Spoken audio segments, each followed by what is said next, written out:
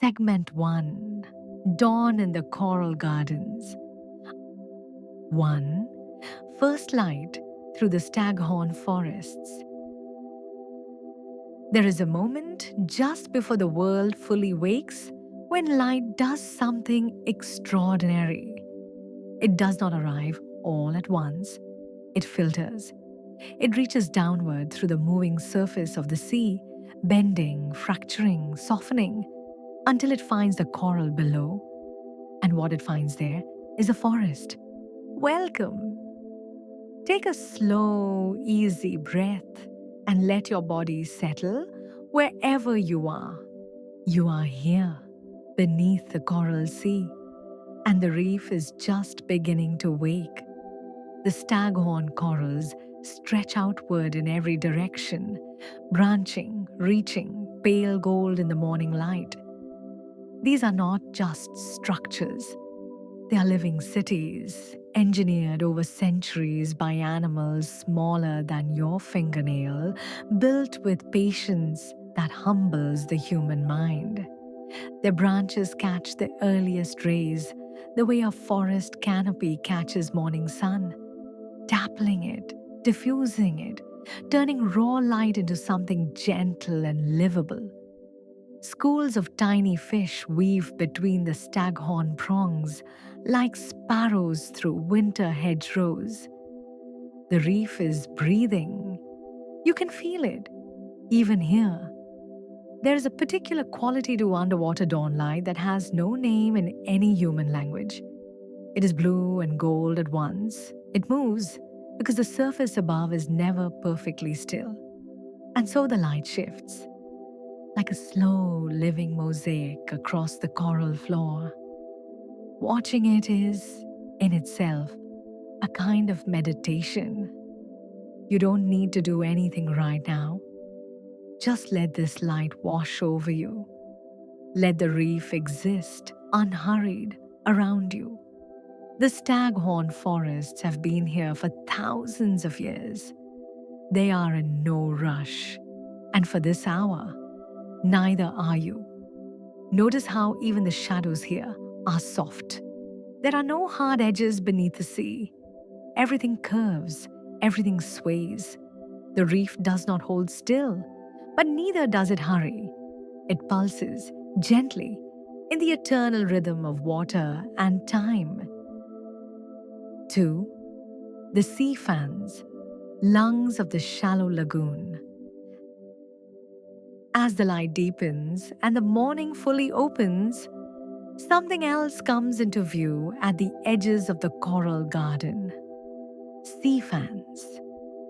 They stand at the boundary between the staghorn forest and the open water, tall, delicate, translucent, purple and amber, and the faintest blush of rose. Their fronds spread wide, perpendicular to the current, as if they are opening their arms to the sea itself. And in a very real sense, they are. Sea fans, Gorgonian corals as scientists know them, are filter feeders. Their intricate lace-like branches are covered in thousands of tiny polyps, each one an individual animal, each one extending microscopic tentacles into the current to catch drifting plankton. The current is their breath. The water is their harvest. Watching the sea fan move is one of the most quietly hypnotic experiences the natural world has to offer. The entire structure sways as one, not rigidly, not erratically, but in a long, slow, fluid arc that follows the current like a flag follows the wind. Back and forth, back and forth. Let your breath follow that rhythm if it wants to. There's no pressure, but if you notice your chest beginning to rise and fall in time with the reef, that is the reef welcoming you. That is the oldest thing on earth, reaching back. In the shallow lagoons that fringe the outer reef, sea fans can grow to the height of a person, sometimes taller. Some of them are decades old. They have bent and swayed through cyclones, recovered from warm water bleaching events, fed through cold winter currents and summer surges alike. They are patient, they are resilient, they are exquisite. Watch them now as the morning current moves gently through the lagoon. There is nothing you need to hold, nothing you need to carry, just the soft sway of ancient things doing what they have always done, opening to the current, feeding on what drifts past, releasing what they do not need. 3. The green sea turtles. And now, moving into view from the outer edge of the coral garden, slow, unhurried, impossibly graceful, comes a green sea turtle. She is ancient in the way that only wild things can be. Sea turtles have existed on this planet for more than 100 million years. They watched the dinosaurs rise and fall. They were here before the Great Barrier Reef itself existed in its current form.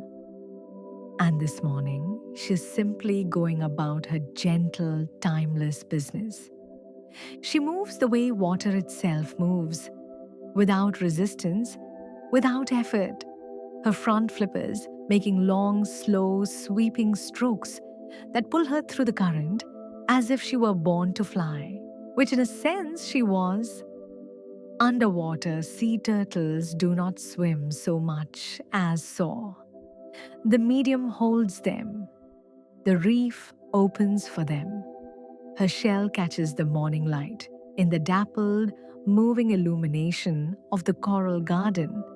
It shifts from deep olive to warm amber, depending on the angle. Ancient armor, smooth from decades in the water, mapped with a pattern as unique as a fingerprint. She pauses at a section of reef wall, lowers her head, and grazes on the algae growing between the coral heads. This is her morning routine. She has no agenda beyond nourishment and the slow turning of the day. She does not fear the light. She does not rush toward anything. She simply is. There is something profoundly restful about watching a creature that has mastered the art of presence. The green sea turtle does not worry about what happened yesterday in these waters or what currents might shift tomorrow. She's here now, grazing in the morning light. Her body is warm and unhurried. Her breathing, when she eventually surfaces, and she will, in her own time, will be a long, full, easy breath. Let your own breathing slow to meet hers, long and full. No hurry. As she drifts further along the reef wall and disappears into the soft blue distance, the coral garden settles again into its morning quiet. The staghorn branches glow. The sea fans sway. The light continues its slow, ancient dance along the sea floor. The reef is awake now. And so begins another timeless day. Segment 2. The Architecture of Symbiosis. 1. The clownfish and the anemone. Let yourself settle deeper now. The morning light is warmed. The reef around you has taken on a richer, more vivid color. The coral gardens brilliant with oranges and pinks, the water above a shifting luminous blue, and nestled into a cluster of swaying tentacles just ahead of you. Bold, unhurried, perfectly at home, a clownfish. He's small, bright tangerine, banded in clean white, with a thin black outline tracing each stripe like a brush stroke. And he is utterly unafraid. Around him, above him, beside him, beneath him, the tentacles of a magnificent sea anemone sway in the current. To anything else on this reef, those tentacles are a warning. They carry stinging cells called nematocysts, coiled like springs, ready to fire on contact and paralyze prey.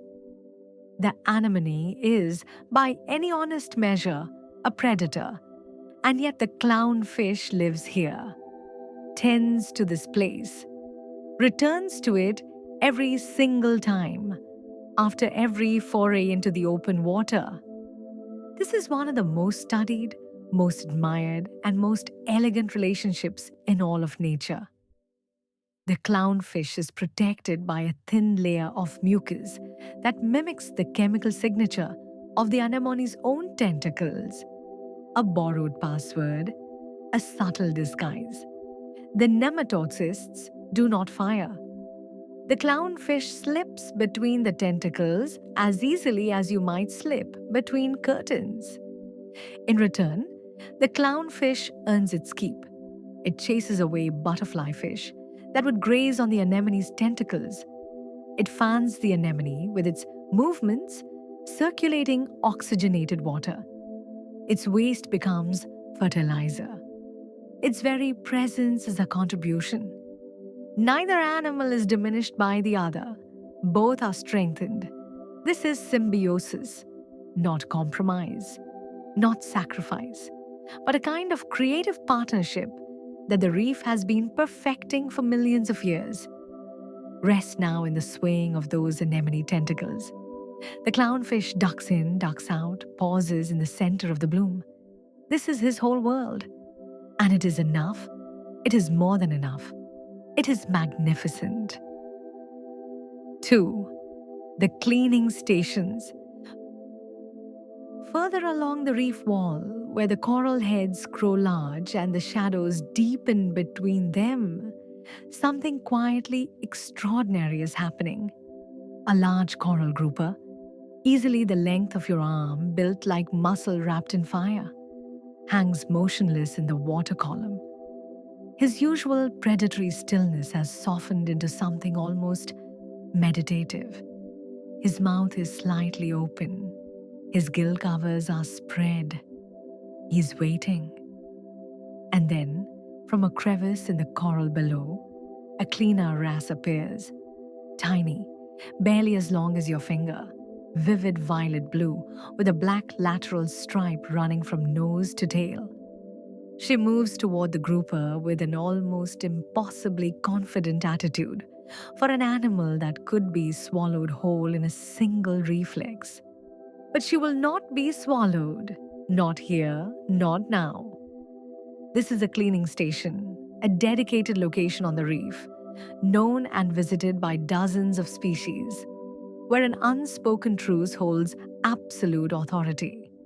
At a cleaning station, hunters do not hunt. Prey does not flee. The rules of the reef are suspended in favor of something both parties need deeply: health. The wrasse moves across the grouper's body with swift, methodical precision, picking parasites and dead tissue from his scales, his fins, his gills, even the inside of his mouth. The grouper holds his position, eyes half closed, a remarkable stillness for an apex predator. He's being cared for. He knows it. He allows it. Cleaner wrasse work long hours. A single wrasse may service over 2,000 individual fish in a day, moving from client to client at their small station, never abandoning their post and the client's queue.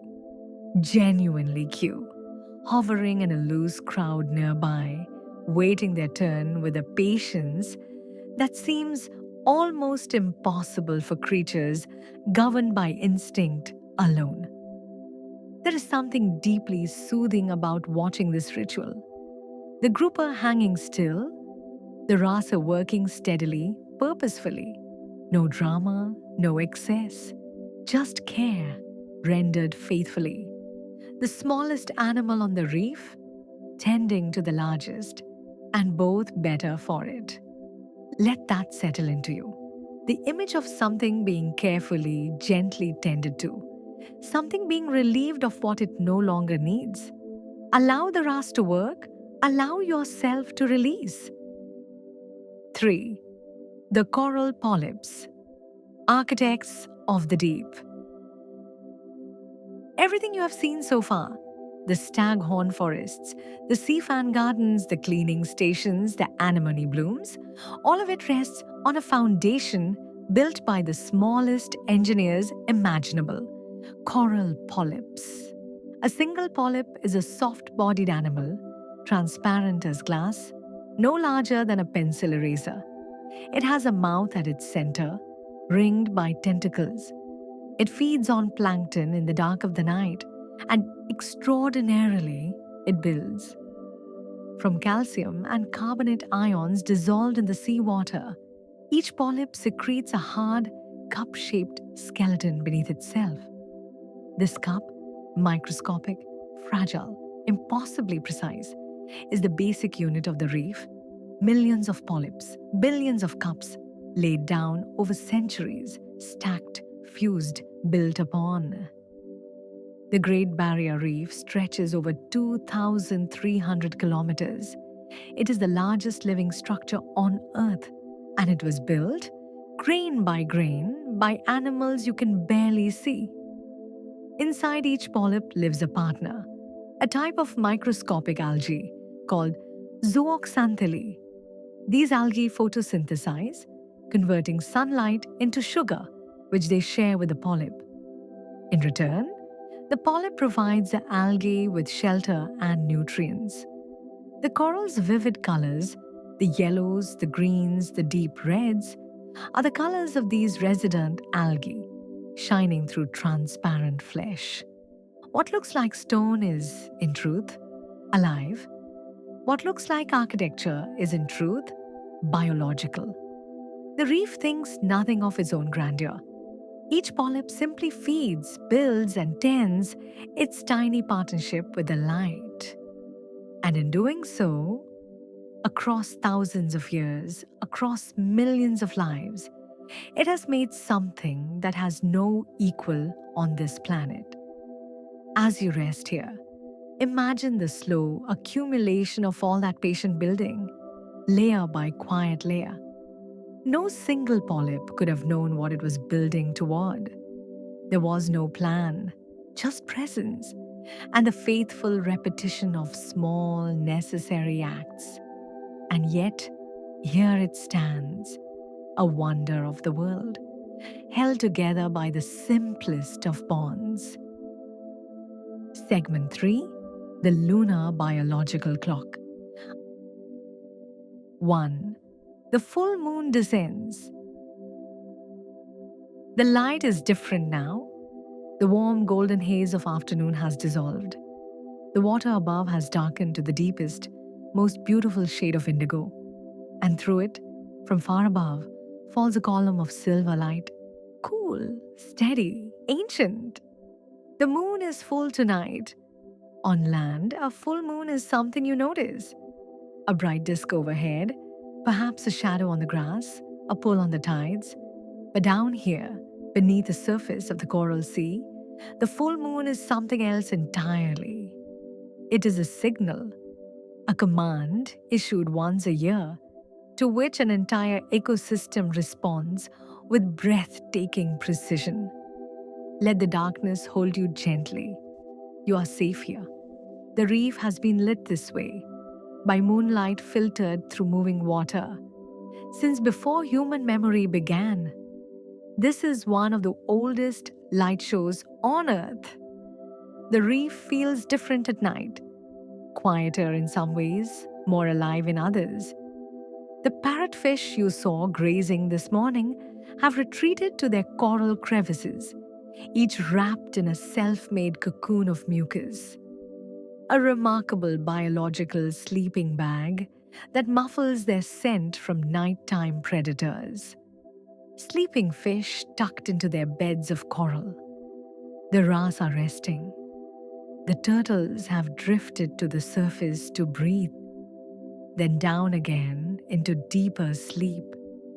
The reef garden has dimmed its daytime colors and drawn itself in. And in that quieting, something extraordinary is preparing to begin. The water has taken on a stillness that feels expectant, as if the reef itself is holding its breath. 2. The mass coral spawning. And then it begins. From the coral heads below, a movement, something rising, something small and buoyant, drifting upward through the moonlit water in tiny luminous spheres.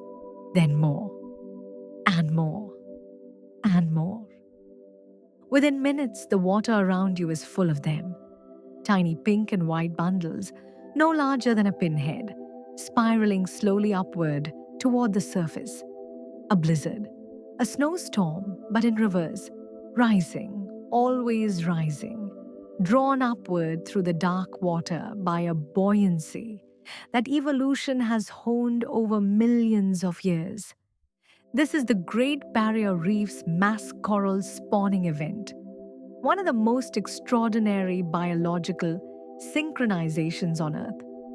Once a year, on the nights following the full moon in November or early December, almost every species of coral on the reef releases its reproductive bundles simultaneously. Not gradually, not staggered across weeks, together, in a single overwhelming reef-wide exhale of life.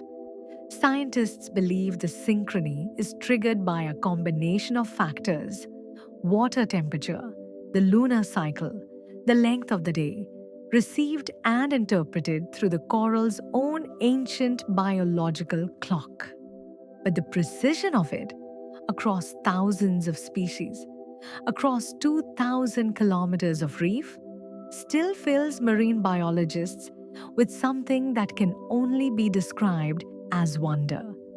Each bundle contains both eggs and sperm, sealed together in a tiny lipid parcel lighter than water. As they rise to the surface and the bundles break apart, the eggs and sperm meet, not just with their immediate neighbors, but with partners from distant sections of the reef, carried together on the same currents, mixing the genetic diversity of the whole living system. And so the reef renews itself. Every year, under the same moon, with the same patient, coordinated beauty, it is practiced since long before we were here to witness it. Let the bundles rise around you. Let this upward drift of life carry something in you upward too. Something that has been held a little too long, a little too tightly. Let it go, the way the reef releases everything it has tended into the open water, into the current, into the dark and luminous care of the sea. 3. The nocturnal reef awakens. As the spawning drift continues toward the surface, the reef below shifts again. The corridors between the coral heads, quiet and sun-dappled by day, have become something different under the moon. Shadowed, purposeful, alive with a different set of creatures, moving with a different kind of energy. The night shift has begun. From beneath a coral overhang, a lionfish moves into the open water, slowly without urgency. Its feathered fins spread like a baroque ruff around its body. Its venomous spines trail behind it in decorative arcs. It is simultaneously one of the most beautiful and most cautious animals on the reef, confident in its defenses, unhurried in everything it does. Further along the wall, an octopus has emerged from its crevice, flowing across the coral surface with a fluid intelligence that seems almost implausible. It pulses through the colors of the reef, matching the texture of each surface it crosses with a precision that the most sophisticated human camouflage cannot rival. In one breath, it is pale sand. In the next, it is mottled coral, then shadow, then gone. And overhead, in the moonlit midwater, a white-tipped reef shark glides through the silver column of light, unhurried, streamlined, ancient. The shark is not hunting urgently tonight. It is patrolling, reading the water, feeling the low frequency pulses of life through the lateral lines running the length of its body. It has been doing this, or something just like this, for 350 million years. The night reef is not frightening. It is the reef completing itself, revealing the other half of its nature, the half that breathes only in darkness. The predators here do not disrupt the reef's peace, they maintain it. They keep populations in balance. They remove the weak and the sick and make space for the new. This is the reef's full day, not day or night, but both, in rotation, in partnership.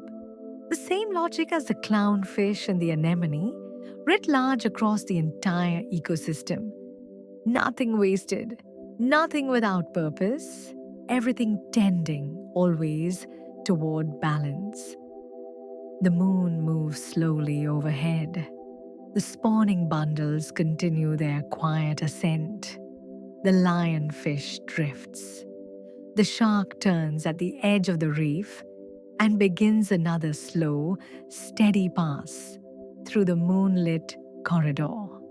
And you are here, held in the deep blue, beneath the full moon, at the center of one of the most extraordinary events in the natural world. Segment 4: Secrets of the Deep Blue. 1. Descending into the outer shelf.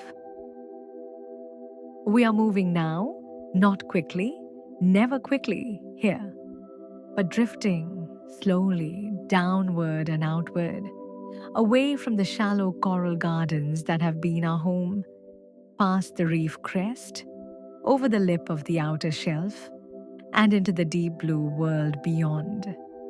Feel the change. The water is cooler here, not cold, but perceptibly, soothingly different. A degree, perhaps two, less than the lagoon above. Your body registers it as a kind of relief. The way stepping into shade on a warm afternoon feels like a gift. The water here has come from further out to sea, carrying the deep ocean's stored chill and its ancient mineral richness. The light has changed too. Up in the shallows, light was warm, golden, ambient, dancing. Here, the palette has shifted entirely. Everything is sapphire, cobalt, the blue that has no equivalent on land, a blue that seems to come from inside the water rather than passing through it. It is the most calming color the natural world knows. Below us, the reef wall drops away, a sheer ancient cliff face of coral and limestone, plunging hundreds of meters into the abyss. This wall is another world within a world. Its upper sections, still touched by light, are encrusted with soft corals in dense living tapestries, sea whips, wire corals, encrusting sponges in russet and cream. Further down, where light diminishes and cold increases, the colors become richer, stranger, more jewel-like. Evolution compensating for the loss of warmth with an intensification of beauty. There is a particular peace that comes with depth. The surface world, with all its noise, its weather, its urgency, is very far away now. Here, there is only the gentle pressure of water on every surface of your body, evenly distributed, supportive, like being held. Let the depth hold you. You are not falling. You are floating, suspended between the surface and the abyss, in a perfect, weightless blue. 2. The manta rays. Something is moving in the deep blue ahead of you, large, slow, unhurried in the way only very large animals can be unhurried. A manta ray. She materializes from the blue the way a thought arrives, gradually, then all at once. Her wingspan stretches wider than the spread of two adult humans, tip to tip, 5 meters, perhaps more. Her body is pure, elegant geometry, a diamond-shaped disc of black and white, her white underside catching what light reaches this depth, her black back absorbing it. She does not swim so much as fly. Her pectoral fins, those great wing-like extensions, move in long, deep sweeps that seem almost leisurely and yet propel her through the water with extraordinary efficiency. Watching her move is one of those experiences that quietly recalibrates your sense of what grace means. At the front of her head, two cephalic lobes, horns in common description, though they are nothing threatening, are unfurled into the current, funneling water into her wide mouth. She is filter feeding, as she does constantly when in productive waters, swimming forward into the current and harvesting the microscopic plankton it carries. Mouth open, lobes spread, moving through richness. A second manta appears behind her, slightly smaller, and then, emerging from the blue to the left, a third. They arc slowly through the water column in a loose, unhurried spiral, a behavior researchers call barrel rolling, often observed at feeding aggregations, each ray following the eddy trail of the one ahead, cycling through the richest water again and again. To be in the water with manta rays is to be reminded of your own smallness in the kindest possible way. These creatures are not dangerous. They carry no venom, no aggression. They are simply enormous and gentle and improbably beautiful, going about the quiet, enormous business of their lives. Watch them turn. Watch the way their wingtips flex at the peak of each stroke. A slide, almost imperceptible curl, the way a bird adjusts a primary feather. Watch how the one at the front peels away and the second assumes the lead without apparent communication, without friction. Watch how three separate animals become, in their spiraling, something that looks like a single organism breathing. As they drift deeper into the blue and grow gradually smaller in your field of view, you feel the space they leave behind, a kind of gentle enormity, a residue of the sublime. 3. Micro worlds in the reef wall. But turn your attention now to what is right in front of you, to the very small. The reef wall, up close, is not a wall at all. It is a labyrinth, a landscape of overhangs and arches, crevices and caves, channels and hidden rooms, each one its own complete universe, inhabited by creatures that have never needed to travel beyond its walls and never will. Here, in a hollow barely large enough to fit your fist, a pair of coral shrimp tend their territory with complete and self-important dedication. Their bodies are almost translucent. You can see the faint pulse of their internal organs through their shells, and they are striped in bands of deep crimson and white, clear as a candy cane, unmistakable even in dim light. They groom one another. They rearrange the tiny fragments of shell at the hollow's entrance. They are utterly absorbed in the business of their small, complete life. Below them, in a crack so thin it seems impossible that anything lives there, a moray eel rests in the darkness, only the front third of its body visible, its head motionless, its jaw working slowly open and closed in the rhythmic ventilatory breathing of its kind. It is not threatening, it is resting. Its eyes, when you look closely, carry that particular deep water patience of animals that spend most of their lives in stillness. waiting for the one moment of perfect opportunity. Encrusting the wall itself, filling every available surface between the larger coral heads, are the animals most people overlook entirely.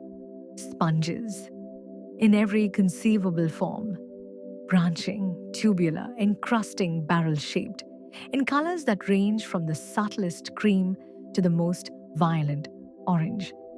Sponges are among the most ancient animals on Earth. Their body plan essentially unchanged for 600 million years. They filter seawater continuously, removing bacteria and particulates, quietly purifying this world they have never left. This is the truth of the reef that overwhelms the scientist and the casual observer alike. There is no empty space here.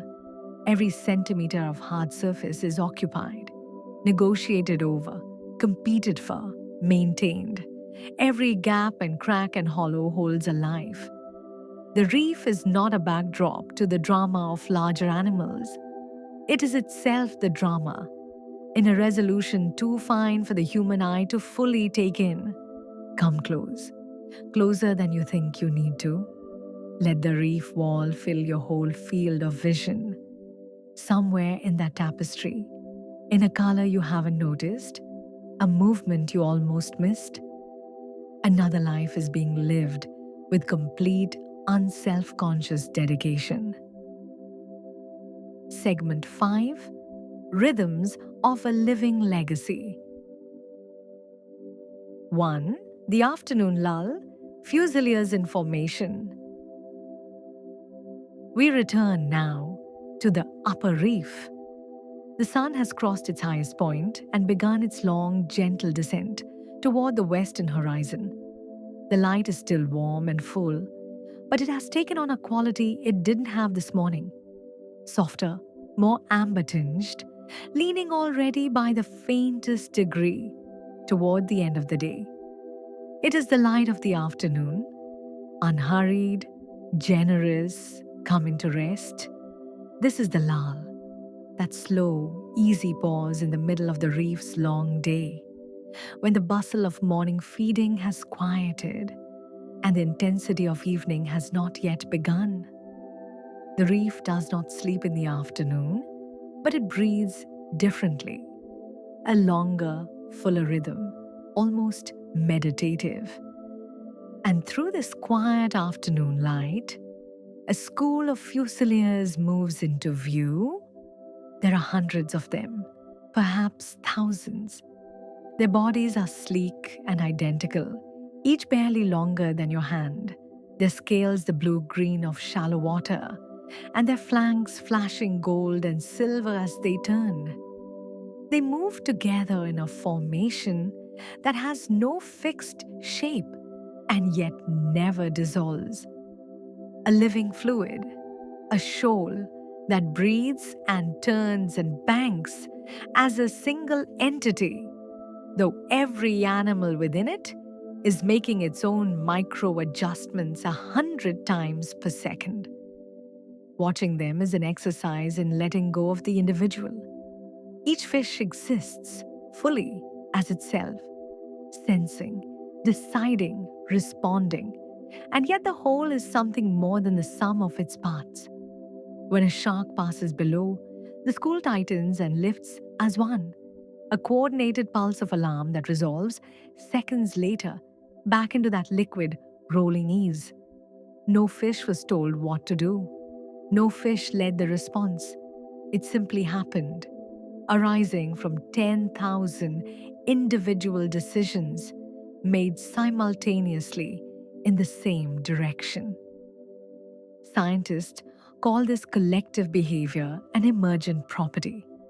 Poets might call it something else. Harmony, maybe, or belonging. The fish don't need a name for it. They're simply doing what they have always done. In the warmth of the afternoon reef, moving through the water with a beauty so complete that watching them is its own form of rest. Let their movement carry you. Let the rolling, shimmering turn of the school fill the space behind your eyes, back and forth, rising and falling. 10,000 identical flashes of silver, and in every one of them, a whole life. 2. The web of life. Why every species matters. There is a question worth sitting with in this afternoon quiet. Why so many? Why, in the single ecosystem, should there be thousands of species of fish, hundreds of species of coral, tens of thousands of species of invertebrates, all living together, all depending on one another in ways both obvious and invisible? The answer, it turns out, is resilience. An ecosystem with few species is like a building held up by a single pillar. Remove it, through disease, through warming water, through an invasive species, and everything falls. But an ecosystem with thousands of species, interconnected in thousands of ways, is a building with 10,000 load-bearing columns. You can lose some, and the reef will lose some, has lost some, and the structure holds. Other species expand to fill the vacancy. Other relationships compensate. The web repairs itself. This is biodiversity not as a luxury, not as an aesthetic preference for variety, but as a deep structural principle of survival. The reef's extraordinary complexity is its extraordinary resilience. Its beauty and its strength are not separate things. They are the same thing, expressed in 100,000 forms. The parrotfish grazes on dead coral, grinding it to sand, the sand that becomes the beaches of tropical islands, the sediment that fills the lagoon. Without the parrotfish, algae would overgrow the dead coral and prevent new polyps from settling. Without the cleaner wrasser, parasitic loads would overwhelm the larger fish. Without the sea urchins grazing at the base of the reef wall, encrusting algae would smother the coral. Every species, no matter how small, no matter how unremarkable it seems in isolation, is load-bearing. This reef has survived ice ages, sea level changes, volcanic events, and millennia of shifting climate. It has done so because its complexity gives it options. It can adapt, it can reroute, it can lose one pathway and find three others. This is wisdom that the reef has not chosen consciously, but has arrived at through 400 million years of relentless experiment. And all around you, right now, this wisdom is in full, unhurried operation. The fusiliers banking through the afternoon light, the turtle resting on the coral head, the cleaner rust darting from client to client, the polyps below the surface of the visible building. Every moment is the reef sustaining itself, as it has always done, in the only way it knows, together. 3. The golden hour, day's end on the reef. The light is changing. It has been changing slowly for the past hour, and now the shift is unmistakable. The reef is bathed in gold, not the bright, neutral gold of midday, but the deep, saturated amber rose gold of the sun's final hour. The light that photographers travel the world to find, and that the reef receives every single day, as simply the way the day ends. The staghorn forests you first encountered this morning have taken on an entirely new character. The same branches that were pale and luminous in the dawn are now warm copper and burnt amber. The sea fans that swayed white and purple in the morning current now glow rose gold. Even the water itself has changed. The blue that has surrounded you all day has deepened toward violet, the surface above burning with the colors of the setting sun. The reef's inhabitants know this hour as intimately as we know the sound of our own front door. The daytime fish are moving toward their resting places. A parrotfish selects its coral crevice and begins secreting its cocoon. A group of humphead wrasse drifts slowly toward the outer reef edge, following the fading light. The first of the evening's plankton is beginning to rise in the water column, drawn upward by the cooling temperature, setting the table for the night feeders who will follow. There is a completion to this hour that is unlike any other time on the reef. The day has been full. It has held first light and morning feeding, symbiotic tending, and deep water soaring, the mass event of a moonlit spawning, and the quiet precision of micro worlds. All of it has been the reef doing what the reef has always done, living in full, in every dimension available to it. And now, in the golden hour, it rests, not in the finality of ending, but in the satisfaction of a day fully lived. The reef is not diminished by nightfall. It simply changes, as it has always changed, as it will continue to change, patient and magnificent, long into a future we cannot fully imagine. As the gold deepens and the violet grows, take a moment to simply look, not at any one thing in particular, just at the reef in its entirety, the branching corals, the swaying fans, the school of fusiliers making one last pass through the amber light, a lone turtle rising slowly to the surface to breathe before returning to her rest. You have been here for an hour. In that hour, the reef has been exactly what it has always been: alive, intricate, generous with its beauty, and completely, serenely indifferent to the passage of time. It does not worry about tomorrow. It tends, faithfully, to what is here. There is no better lesson for a tired mind. Let the golden light settle on everything, on the coral, on the water, on the slow exhalation of the reef at day's end. Let it settle on you. You are here. You have always been here.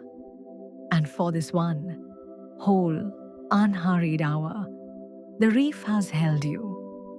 The way water holds everything it touches, completely, and without effort, and without end.